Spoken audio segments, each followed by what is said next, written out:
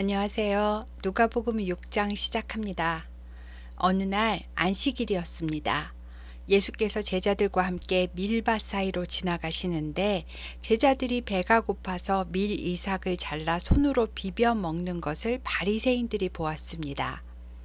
신명기 23장 25절에 보면 다른 사람의 곡식밭에 있는 이삭은 손으로 따도 되지만 낫으로 베는 것은 안 된다라는 율법이 있는데요. 배고픈 자들이 손으로 조금 훑어 비벼 먹는 것까지는 절도로 보지 않는다는 말입니다. 그런데도 바리새인들은 어찌하여 안식일에 하지 못할 일을 하느냐? 라고 하며 따져 물었습니다. 예수께서는 다윗이 자기 및 자기와 함께 한 자들이 시장할 때에 하나님의 전에 들어가서 제사장 외에는 먹어서는 안 되는 질설병을 먹었던 일을 알지 못하느냐? 인자는 안식일의 주인이니라 라고 대답하셨습니다. 율법이 전하는 참 의미는 사람을 위하는 것이지 사람이 율법을 위해 존재하는 것이 아니라는 말씀입니다. 그 후 또 다른 안식일에 예수님이 회당에 들어가서 말씀을 가르치는데 회당 안에 오른손이 마비되어 손 마른 사람이 있었습니다. 서기관과 바리새인들은 안 그래도 예수를 고발할 증거를 찾으려고 보고 있었는데 마침 안식일이고 예수께서 병을 고치는가 안 고치는가 주시하여 보고 있습니다. 예수님은 그들의 생각을 아시고 그 손 마른 사람을 일으켜 회당 한가운데에 세우십니다. 그리고 모인 사람들에게 특히 서기관과 바리새인들에게 안식일에 선을 행하는 것과 악을 행하는 것, 생명을 구하는 것과 죽이는 것 어느 것이 옳으냐? 라고 물으십니다. 사람들이 아무 말도 하지 못하자 둘러보시고는 손 마른 사람에게 내 손을 내밀라 라고 하십니다. 그런데 그 사람이 손을 내밀자마자 즉시 손이 회복되었습니다. 예수를 고발하지 못한 서기관과 바리새인들은 노기가 가득하여 예수를 어떻게 할까 서로 의논하더랍니다. 이때 예수님은 회당에서 나오사 기도하시러 산으로 가서 밤이 새도록 하나님께 기도하시고 날이 밝은 다음 그 제자들을 불러 그 중에 12를 택하여 사도라 칭하셨습니다. 예수님도 12사도를 세우는 중요한 일을 결정하시기 전에 하나님께 나아가 밤새도록 기도 먼저 하셨다라는 것을 우리는 알 수 있고요. 우리도 이것을 꼭 본받아야 한다고 생각합니다. 12제자는 베드로라 이름을 주신 시몬과 그의 동생 안드레, 야고보와 그의 형제 요한, 빌립, 바돌로메, 마태, 도마, 알페오의 아들 야고보와 셀롯이라는 시몬, 야고보의 아들 유다와 예수를 파는 자가 될 가룟 유다, 이렇게 12명입니다. 예수님은 이 12명의 제자와 함께 본격적으로 가르침의 사역을 시작하셨는데요. 많은 무리가 예수의 말씀도 듣고 병고침도 받으려고 유대 사방과 예루살렘과 두로와 시돈의 해안으로부터 많이 모여왔습니다. 특히 더러운 귀신 들려 고난받던 사람들이 고침을 많이 받았다라는 것을 누가가 설명하고 있습니다. 다음 6장 20절부터는 산상수훈 혹은 평지수훈이라고도 하는 가르침입니다. 마태복음은 유대인들을 대상으로 복음서를 기록했으니까 심령이 가난한 자는 복이 있나니 의에 줄이고 목마른 자는 복이 있나니 라고 영적인 것을 더 강조하여 설명하고 있잖아요. 누가는 이방인 그리스도인들을 위해 복음서를 기록했기 때문에 가난한 자, 지금 줄인 자, 예수 이름 때문에 박해받는 자는 복이 있다 라고 직접적으로 표현하고 있는 것을 알 수 있습니다. 또 마태는 천국이 저희 것이다 라고 표현을 했고 누가는 하나님 나라가 너희 것이다 라고 표현하므로 대상의 차이에 따른 표현의 차이를 느낄 수 있습니다. 자세한 팔복 이야기들은 마태복음 5장 영상을 참조하시기 바랍니다. 그리고 하늘의 상이 크도다 라고 말씀하신 것은 박해로 인한 믿음을 저버리지 않은 사람은 하나님께서 끝까지 그의 영혼을 지켜주실 거라는 의미입니다. 반면에 지금 부요하고 지금 배부른 자에게는 화가 있다라고 하신 것은 당장의 어려움을 피하고자 믿음을 저버린 자들에게는 하나님의 보호하심 속에서 이탈하였으니 화가 있다라고 하신 겁니다. 그리고 이어서 참된 그리스도인은 어떻게 살아야 하는지 가르침을 주시는데요. 너희 원수를 사랑하며 너희를 미워하는 자를 선대하며 너희를 저주하는 자를 위하여 축복하며 너희를 모욕하는 자를 위하여 기도하라. 너의 이 뺨을 치는 자에게 저 뺨도 돌려대며 내 겉옷을 빼앗는 자에게 속옷도 거절하지 말라. 내게 구하는 자에게 주며 내 것을 가져가는 자에게 다시 달라 하지 말며 남에게 대접을 받고자 하는 대로 너희도 남을 대접하라. 너희가 만일 너희를 사랑하는 자만을 사랑하면 칭찬받을 것이 무엇이냐? 죄인들도 사랑하는 자는 사랑하느니라. 너희가 만일 선대하는 자만을 선대하면 칭찬받을 것이 무엇이냐? 죄인들도 이렇게 하느니라. 너희가 받기를 바라고 사람들에게 구워주면 칭찬받을 것이 무엇이냐? 죄인들도 그만큼 받고자 하여 죄인에게 구워주느니라. 오직 너희는 원수를 사랑하고 선대하며 아무것도 바라지 말고 구워주라. 그리하면 너희 상이 클 것이요 또 지극히 높으신 이의 아들이 되리니 그는 은혜를 모르는 자와 악한 자에게도 인자하시니라 라고 하셨습니다. 여기까지만 들어도 가슴이 답답하지 않으신가요? 하나님은 은혜를 모르는 배은망덕한 자와 악한 자에게도 인자하시답니다. 그리고 이어서 너희 아버지의 자비로우심 같이 너희도 자비로운 자가 되라. 비판하지 말라. 그리하면 너희가 비판을 받지 않을 것이요. 정죄하지 말라. 그리하면 너희가 정죄를 받지 않을 것이요. 용서하라. 그리하면 너희가 용서를 받을 것이요. 주라. 그리하면 너희에게 줄 것이니 곧 후히 되어 누르고 흔들어 넘치도록 하여 너희에게 안겨주리라. 너희가 헤아리는 그 헤아림으로 너희도 헤아림을 도로 받을 것이니라. 남의 눈에 티를 지적하기 전에 내 눈에 있는 들보를 보고 내 눈 속의 들보를 먼저 빼거라. 그런 다음에라야 내가 밝히 볼 수 있다. 못된 열매 맺는 좋은 나무가 없고 또 좋은 열매 맺는 못된 나무가 없느니라. 나무는 각각 그 열매로 아나니 가시나무에서 무화과를 또는 찔레에서 포도를 따지 못하느니라. 선한 사람은 마음에 쌓은 선에서 선을 내고 악한 자는 그 쌓은 악에서 악을 내나니 이는 마음에 가득한 것을 입으로 말함이니라. 너희는 나를 불러 주여 주여 하면서도 어찌하여 내가 말하는 것을 행하지 아니하느냐? 내 말을 듣고 행하는 자는 반석 위에 집을 짓는 것과 같고 듣고도 행하지 않는 자는 흙 위에 집을 짓는 자와 같다. 흙 위에 집을 지은 자는 탕류, 즉 흐르는 물이 계속 부딪힐 때 무너질 수밖에 없는 것이다 라고 하셨습니다. 다시 말하면 말씀을 듣기만 하고 실천하지 않는 사람은 환난과 고난이 닥쳐왔을 때 그냥 무너지고 부서진다 라고 하신 겁니다. 여러분은 나를 저주하고 모욕하는 자를 오히려 축복하고 그를 위해 기도하실 수 있으신가요? 내 것을 빼앗고 나를 때리는 자에게 저항 없이 빼앗기고 맞아주실 수가 있으신가요? 오직 너희는 원수를 사랑하고 선대하며 아무것도 바라지 말고 구워주라는 말씀을 실천하고 계신가요?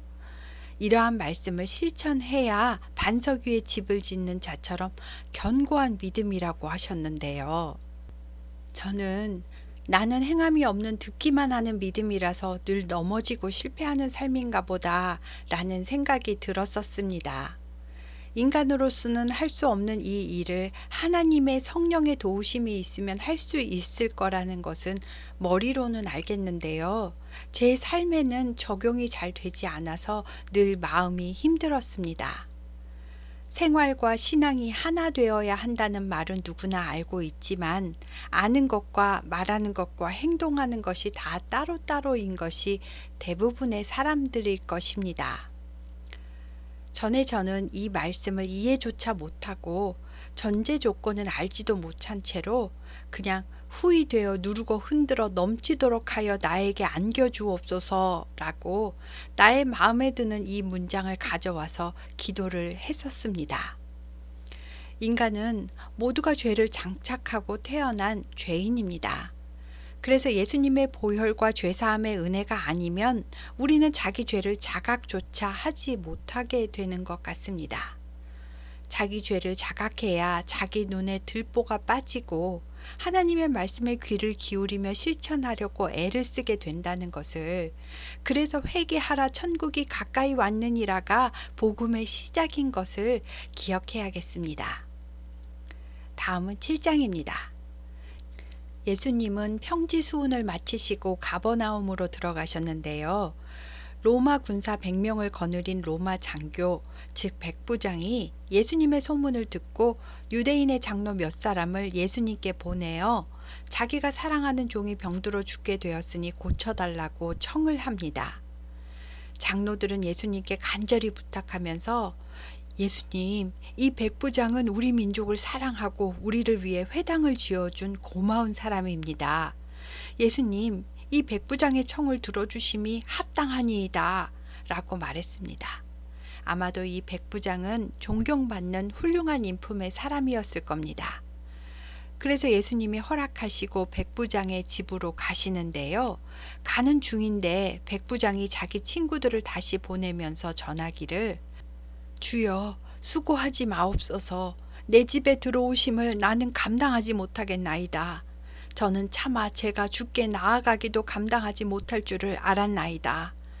말씀만 하사 내 하인을 낫게 하소서. 나도 남의 수하에 든 사람이요 내 아래에도 병사가 있으니 이더러 가라 하면 가고 저더러 오라 하면 오고 내 종더러 이것을 하라 하면 하나이다 라고 했습니다. 백부장은 자신이 예수님 앞에 설 수 없을 정도로 예수님을 아주 높은 분으로 여기고 있다는 것을 알 수 있습니다. 예수님께서 들으시고 그를 놀랍게 여기시며 이스라엘 중에서도 이만한 믿음은 만나보지 못하였노라 라고 하시며 돌아오셨다는데요. 보냈던 사람들이 집에 와보니까 종이 이미 나아 있었답니다. 그 후에 예수께서 나인이란 성으로 가셨는데 예수님의 제자와 많은 무리가 동행하고 있었습니다. 예수님이 나인 성문에 가까이 이르실 때에 한 장례 행렬을 만나게 되었는데요. 한 과부의 독자가 죽어서 사람들이 시체를 메고 나오는 중이었습니다. 예수님은 과부를 보시고 불쌍히 여기사 울지 말라고 하시고 가까이 가서 관에 손을 대시며 청년아, 내가 네게 말하노니 일어나라 라고 하셨습니다. 그러자 죽었던 청년이 일어나 앉아서 말을 하더랍니다. 예수는 그 청년을 어머니에게 돌려주셨고 이 모습을 본 사람들은 모두 두려워하며 하나님께 영광을 돌리고 큰 선지자가 우리 가운데 일어나셨다. 하나님께서 자기 백성을 돌보셨다 라고 말했답니다.